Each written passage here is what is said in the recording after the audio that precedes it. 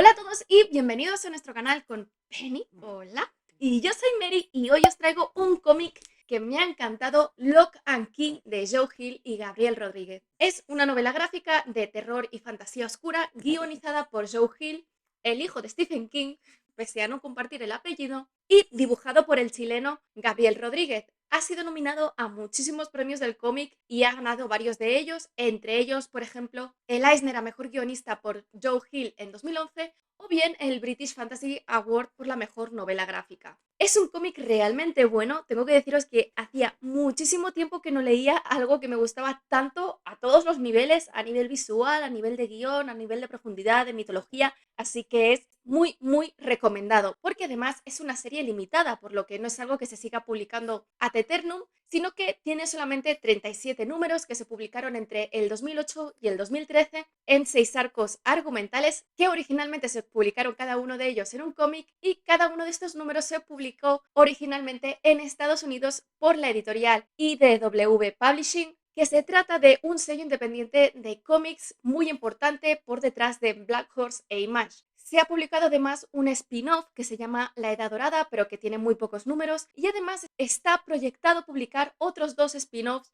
uno sobre la Guerra de la Independencia en América, cuando se construyó la mansión de la Casa de las Llaves, y otro en el futuro de lo que sucede en este cómic, que será el momento actual en el que se publique. Es un cómic que, después de varias adaptaciones fallidas, primero en películas, luego en series por Fox y luego por Hulu, ha acabado siendo adaptada a serie por Netflix con 3 temporadas que se han emitido entre 2020 y 2022 y que es una serie que ha recibido muy buenas críticas, especialmente por el público general, aunque el lector, quien se ha leído los cómics, pues cada uno tiene una opinión distinta. Yo aún no he visto la serie porque quería leerme primero el cómic, así que a ver cuándo la vea. En España está siendo actualmente publicado por Panini en 2 ómnibus que recogen la serie original de 37 números. Cada uno de ellos tiene un precio de 40 euros y el primer ómnibus tiene 488 páginas y el segundo, que es tiene 520. De momento Panini ha ido reeditando los ómnibus desde que se empezaron a publicar en el 2015-2016, así que bueno, no creo que lo dejen de publicar, pero por si acaso, si os interesa, yo me lo compraría.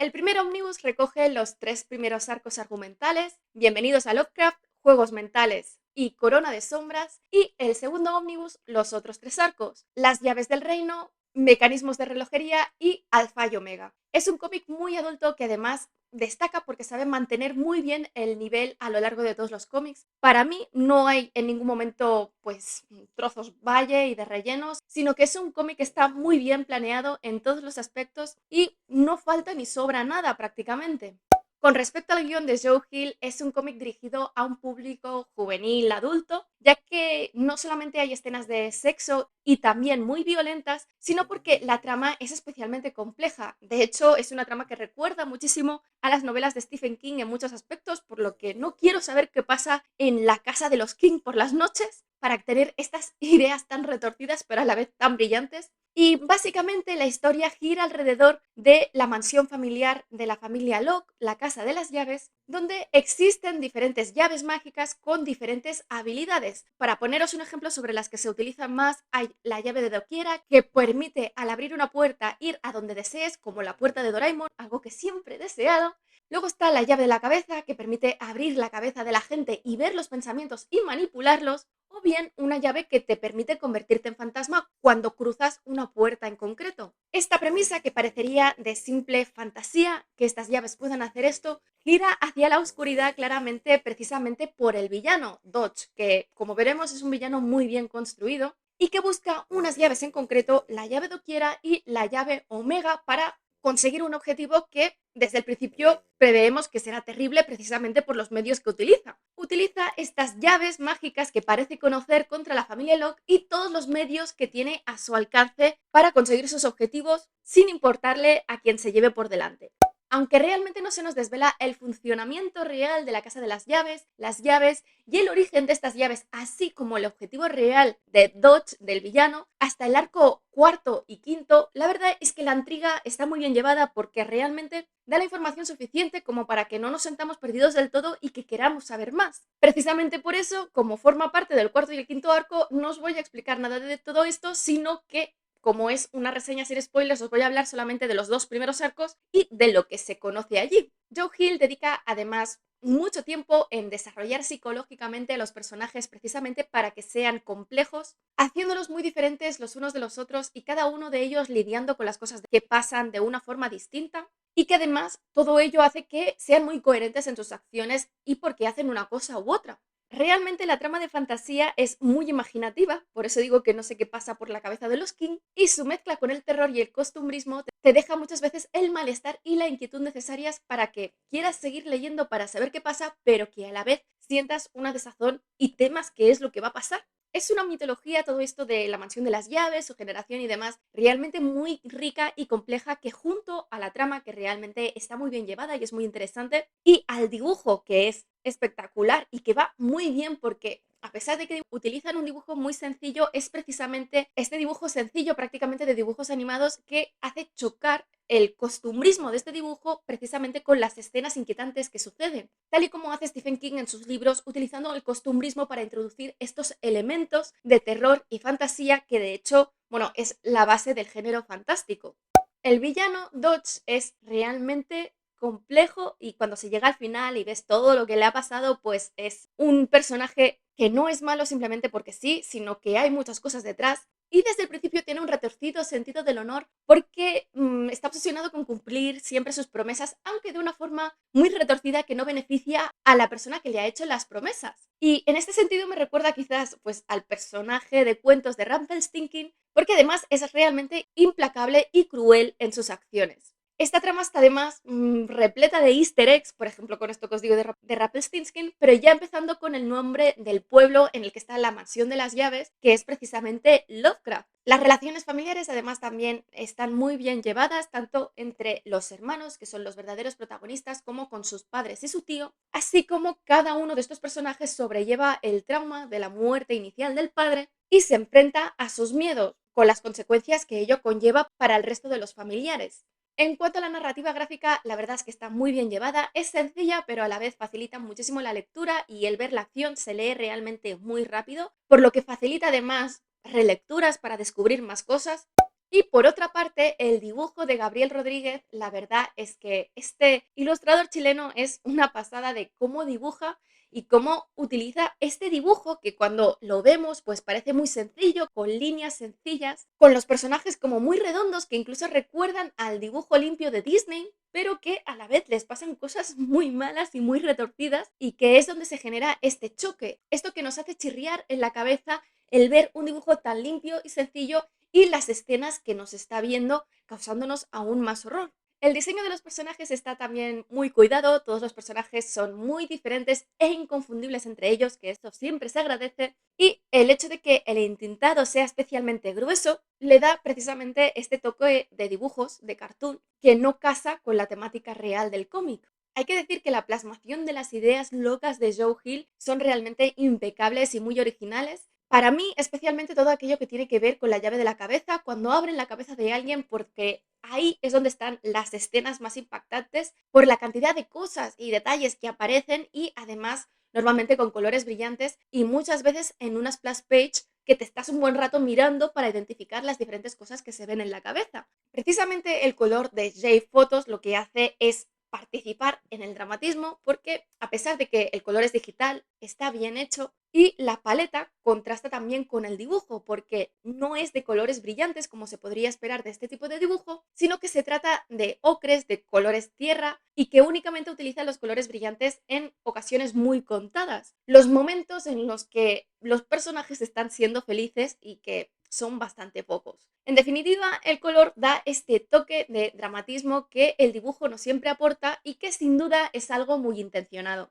Antes de pasar a la reseña, como siempre os aviso que al final del vídeo os voy a enseñar algunas páginas de estos 2 primeros arcos que os voy a explicar precisamente para que veáis todo lo que os estoy diciendo del dibujo. Asimismo, si os está gustando el vídeo, no olvidéis suscribiros al canal. El cómic empieza ya con un suceso terrible, por lo que no nos deja respirar, porque vemos este dibujo y ya empieza con esto. Y es con la familia Locke que está en su casa de veraneo cuando llegan 2 alumnos del instituto en el que trabaja el padre Rendell Locke pidiendo hablar con él, mientras los 3 hermanos, Tyler de 17, Kinsey de 15 y Bode de 6 creo, están jugando en el río. El cabecilla de estos dos es Sam Lesser, que cuando entra Rendell lo primero que hace es apuntarlo con una pistola y pedirle la llave Omega y la llave Doquiera, que parece Rendell no saber de qué le habla, porque las llaves, como os he dicho, son muy importantes. La situación se va de las manos porque el otro chico está obsesionado con violar a la mujer de Rendell, Nina, y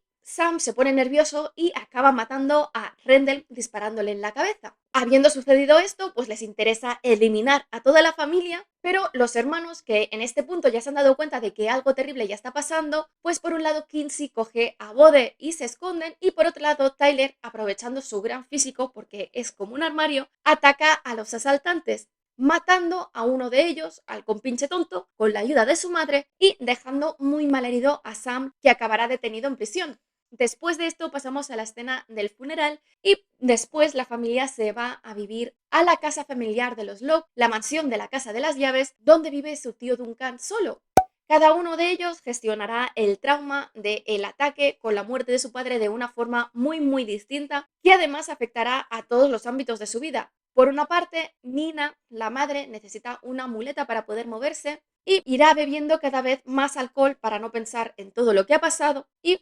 progresivamente irá desatendiendo a sus hijos. Bode, que es el más pequeño, pues quizás es el que mejor lo gestionará, aunque evidentemente tendrá muchos terrores. Kinsey, que siempre había sido una chica independiente y diferente, pues decide convertirse en alguien normal para no destacar en el instituto, precisamente para no tener que hablar de nada de lo que ha pasado y teniendo pensamientos obsesivos continuos con ese día. Y por otro lado, Tyler no podrá dejar de pensar con las acciones violentas que ha llevado a cabo, a pesar de que eran en defensa propia y para salvar a su familia, y lamentando las peleas con su padre, que cuando murió pues tenía mala relación con él, precisamente por todas las cosas que no le dejaba hacer, y sintiéndose muy culpable porque una tarde le dijo en broma a Sam Lesser que si un día decidía matar a sus padres, como estaba diciendo, pues que pasase por su casa y matase al suyo. Nada más llegar a la casa, vemos como Bode encuentra una llave extraña que abre una puerta que al cruzarla lo convierte en fantasma y que utiliza para espiar al resto de su familia y ver todo esto que os he contado, pero ninguno de ellos le cree cuando les explica lo que ha conseguido. A la vez vemos como Sam en la cárcel habla con el agua del baño, que le contesta un extraño eco y que vemos que es quien le ha dado las instrucciones para encontrar estas llaves, y lo promete que lo liberará de la cárcel si termina con su trabajo. Poco después, Bode descubre la casa del pozo, donde se encuentra con un eco que es precisamente el que se dirige a Sam y que será Dodge. Y este eco, cuando le habla, pues en un primer momento le aterroriza, y cuando se lo cuenta a sus hermanos, una vez más no le creen porque se piensan que viene del trauma. Decide visitar el pozo como fantasma y al bajar por el pozo, pues ve a una mujer muy bonita atrapada allí, que se intenta ganar su confianza para que le ayude a salir, y para ello le habla de cómo existen muchas llaves dentro de la casa que tienen diferentes funciones, y en particular le describe la llave de Doquiera porque la necesita para poder salir del pozo. Y además le pide que le lance unas tijeras y un espejo, momento que cuando abajo en el pozo vemos como su cara se refleja en el espejo, vemos una cara terrible y podrida. Dodge lo que hace es enviar las tijeras y el espejo a través del agua a Sam, y Sam las utiliza para matar a los guardias que están cerca de su celda y huir de prisión para dirigirse a Lovecraft, dejando un reguero de cadáveres allí por donde pasa, precisamente porque va matando a todas las personas que se cruzan con él. Cuando Sam llega a Lovecraft, el eco atrapa a Bode en la casa del pozo, mientras Sam le da una paliza a Kinsey que la deja inconsciente, encierra a Nina y a Duncan en la bodega y después incapacita también a Tyler y amenaza a Nina y a Duncan con matarlos si no le dan las llaves, pero ellos tampoco saben de qué les está hablando. A su vez, el eco Dodge le dice a Bode que Sam matará a toda su familia si no le consigue la llave, pero cuando se transforma en fantasma y piensa en la llave, no llega a donde está la llave, sino a donde está su hermana Kinsey, hasta que se da cuenta de que la llave en realidad está en el brazalete que le regaló su padre. En un momento dado, Tyler consigue escapar y, sin querer, atraviesa la puerta fantasma que Bode había dejado activada, y Sam cree que lo ha matado porque lo estaba persiguiendo y golpeando, por lo que arrastra el cadáver hacia el sótano y amenaza a Nina con que va a matar también a Kinsey si no le da las llaves. Pero Tyler, que en este momento es un fantasma, recuerda lo que le había explicado su hermano pequeño y se vuelve a meter en su cuerpo y ataca a Sam, momento en el que Kinsey aprovecha para coger el arma y disparar a Sam 2 veces. Mientras Bode entrega la llave a Dodge, que la utiliza para salir de la casa del pozo y trasladarse dentro de la mansión, para luego utilizar otra llave, la llave de género, para cambiar el género y convertirse en chico, que es su género real. Cuando encuentra a Sam herido y huyendo, le rompe el cuello y lo lanza a través de la puerta fantasma, dejándolo como un fantasma que está deambulando por la casa. Después de esto, Dodge se presenta en la casa de la profesora de atletismo, Ellie Whedon, que era una amiga de la infancia de Rendell Locke, y le señala que le debe un favor por haber matado a su madre, por lo que le exige quedarse en su casa, hacerse pasar por su sobrino y así poder asistir al instituto. Y precisamente este arco se termina en casa de los Locke cuando Tyler lo presenta como su amigo Zack, a la vez que Bode encuentra una nueva llave, la llave de la cabeza, que será el elemento principal del siguiente arco. En el siguiente arco, Juegos Mentales, empieza con Zack Dodge siendo identificado por un antiguo profesor del instituto, Joe Ridgway, precisamente como Lucas Caravaggio, el antiguo mejor amigo de Rendell Locke, que murió supuestamente en 1988. Dodge se da cuenta enseguida de que lo ha reconocido y, ni corto ni perezoso, utiliza la llave de doquiera para presentarse en su casa, confirmarle que sí que es Lucas, que ha vuelto para terminar unas cosas, y bueno, le ofrece suicidarse, como si alguien fuese a aceptar eso, y como se niega a ello, lo dispara en el pecho y lo mata, para luego traer a Ellie para que le ayude a disimularlo todo como un suicidio ante su inmenso horror. Lo que pasa que Ellie se ve incapaz de decirle que no, precisamente porque Jack es en realidad su novio de instituto, Lucas, y además este amenaza con hacerle daño a su hijo, que es un chico que, pese a tener unos 13, 14, 15 años, o sea, es ya un adolescente, tiene algún tipo de deficiencia mental que le impide desarrollarse normalmente, pero a su vez le da algún tipo de cualidad para que él tenga una relación diferente con las llaves. La muerte de este profesor afectará a Kinsey porque se había encariñado con él, y este momento de debilidad será aprovechado por Zack precisamente para acercarse a ella. En este punto, Duncan, que se prepara para volver a Provincetown, donde pasa una parte muy importante de su tiempo porque es donde trabaja y donde vive con su pareja, Brian, tiene un extraño déjà vu cuando se despide de sus sobrinos y reconoce a Dodge, pero no sabe de dónde, y esto sorprende a Dodge precisamente porque la última vez que lo vio, Duncan tenía solamente 8 años. Y durante este arco veremos cómo Duncan va recordando poco a poco quién es realmente y lo identifica como el amigo de su hermano de hace 20 años. Bode no tardará en descubrir que la llave en realidad sirve para abrir la cabeza a través de una cerradura que aparece detrás del cuello, y sus hermanos se quedarán horrorizados cuando les enseña cómo se abre la cabeza. Y en efecto, cuando Tyler y Kinsey miran dentro de la cabeza de Bode, ven un montón de cosas de colores brillantes, pero también elementos con tonos oscuros, y como realmente lo que aparece en la cabeza son cosas deformadas por los recuerdos, por lo que su recuerdo de la mujer del pozo no les sirve para identificar quién es. Pronto descubren también que con esta llave pueden meter cosas dentro de la cabeza para guardarlas o para memorizarlas, y que además también se pueden quitar cosas de dentro de la cabeza, que es algo sin duda muy peligroso. Inmediatamente empiezan a usarla y Tyler de hecho la utilizará para meterse los libros de texto porque va muy retrasado en el instituto, y sin decírselo a sus hermanos les enseñará el uso de la llave a una chica que ha conocido, a Jordan y a Dodge. Claro, como cualquier persona normal, Jordan, cuando ve la cabeza de Tyler abrirse, sale corriendo y no quiere saber nada de ello, pero Dodge se muestra muy interesado porque en realidad ya sabía que existía y le interesa utilizarla. Poco después, Kinsey, que no puede vivir con sus recuerdos, le pide a Tyler que la use para quitarle el miedo y su capacidad para llorar, cosa que la convertirá en una Kinsey muy diferente y muy temeraria, que muchas veces no tiene en cuenta el bienestar de las personas que tiene a su alrededor. Por otro lado, en Provincetown, Duncan y Brian tienen un problema en el bar con dos mujeres corpulentas y homófobas que los atacan en el bar y además después los siguen a casa y se quedan vigilando la casa. Y en pleno delirio, porque Duncan tiene una pequeña conmoción cerebral, le dice que llame a su sobrino, a Tyler, para avisarlo sobre Dodge. Pero antes de que puedan hacerlo, Dodge, Zack, aparece allí con la llave doquiera y utiliza la llave de la cabeza para abrir la cabeza de Duncan y quitarle las memorias de Lucas. Pero Brian lo pilla allí dentro, no con la cabeza abierta, y tras amenazarlo con un arma, sale corriendo para pedir ayuda y es atropellado por estas dos mujeres y queda en coma tras un grave traumatismo craneal. Ya en casa de Ellie, utiliza también la llave para abrirle la cabeza a Ellie, y quitarle una parte de él que Ellie llevaba dentro de la cabeza durante muchos meses y que precisamente es lo que él había utilizado para iniciar una serie de sucesos para que acabase siendo liberado. Y ya aprovecha también para quitarle las memorias del Lucas adolescente y trata también de incapacitar a su hijo, pero se sorprende cuando ve que no aparece una cerradura en su cuello, por lo que no puede manipularlo.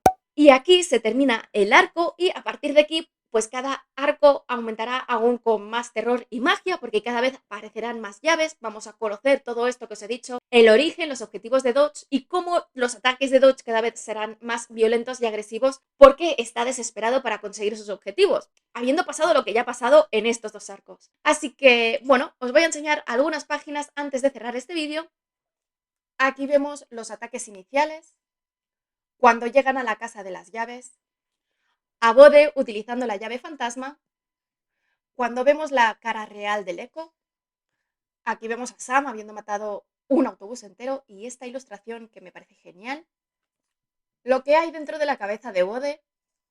y cuando Kinsey encierra sus miedos y lágrimas en una botella. Y bueno, eso es todo, espero que os haya gustado. Si es así, dadle al like, dejad comentarios que ya sabéis que siempre los contesto. Si no estáis suscritos, suscribíos y sobre todo, dadle a la campanilla para que YouTube os pueda avisar cuando cuelgo nuevos vídeos, que ya os aviso que los siguientes dentro del ámbito del cómic van a ser el segundo volumen de Hellblazer guionizado por Garth Ennis y por otro lado el cómic de Superman Identidad Secreta de Kurt Busiek. Y en el ámbito de la literatura, lo siguiente va a ser Mi hermana asesina en serie de Oyin Khan Braithwaite, La esfera luminosa de Cixin Liu y El retrato de Dorian Gray de Oscar Wilde. Nos vemos en el siguiente vídeo.